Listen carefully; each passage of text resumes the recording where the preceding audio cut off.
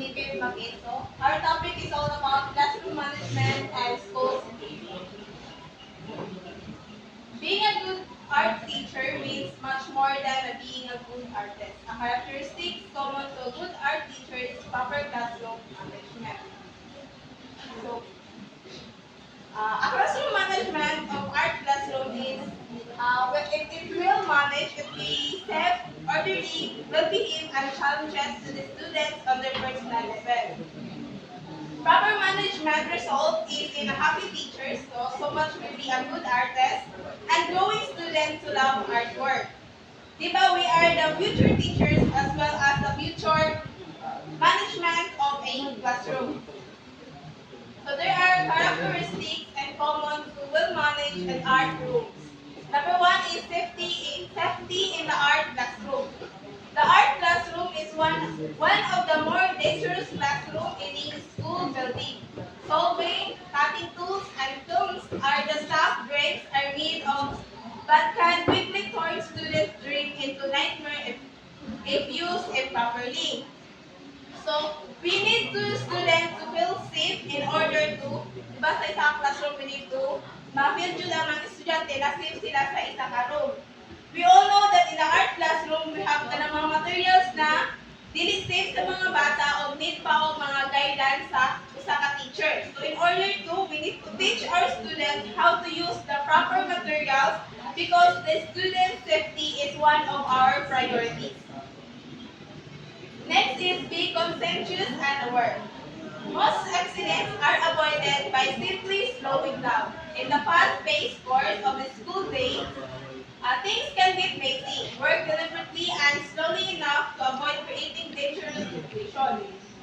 So, as an future teachers, diba, we should always be one step ahead of any accident. So this means na we must foresee any potential accident before it happens. So we need to work deliberately and slowly enough to avoid creating dangerous situations. Simple things like nagunan ko ka ng mga scissors na ginagamit sa isang art classroom. So prepare an emergency. Choose students where the fire extinguisher is located. Have bandages and alcohol wipes on hand for minor cuts. Most important school phone numbers, for example, like school nurse or maid office, and by the classroom phone. So, di ba, as a teacher, we need to know the mga first aid so that we can aware and we can prepare for an emergency. Di ba? Just like ingon ako kanina, we should always be one step ahead of any potential accidents na may tabo sa isang classroom. So, and also, we didn't predict na kanang unsay mahitabo sa sulod sa isang classroom, so always yung ani prepare. Next is consider safe use of tools and equipment as part of the student grade.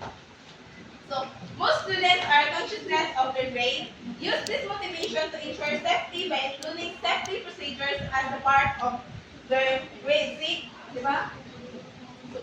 So, we need to consider the tools and equipment sa isa ka classroom. Sa isa ka art, syempre sa isa ka art classroom, di ba na anay mga ginagamit na mga equipment. For example, kanang mga scissors, mga painting, di ba? Mao na yung makita. So, ang kanang equipment, part niya po na sa school grade sa mga bata. So, next is keep the art classroom orderly. An orderly and neatly organized classroom is essential.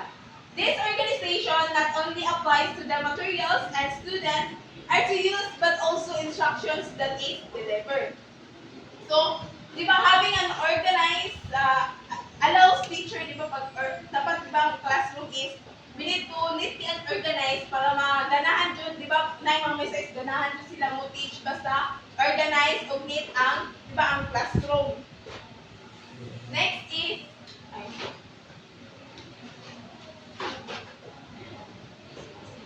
And the next one is supplies. You can fly a plane with building it, and you can teach students while you're cutting paper, looking for erasers or any other task that should be done before instructional time begins. In upper level classes, teachers can be trained students to retrieve and return supplies where they belong. So supplies teaching students to take responsibility retrieve and returning supplies can be an effective strategy. This promotes organizations and time management skills, allowing instructional time to be maximized for learning rather than dealing with self-disruptions. So the next one is organize art materials in our instructions. So making lesson plans isn't always fun, but it's essential when presenting a lesson for the first time. Make sure you have written down everything you want to communicate, perhaps even rehearse your delivery. Be sure to plan every minute for instructions you cannot overplan. So organize art materials instruction is by following these instructions. You have a well-organized collections of art materials that will make it easier and more enjoyable for you to create artwork. So, next is consider a bell ringer. Without a procedure in place, the first few minutes of an art class can seem like chaos.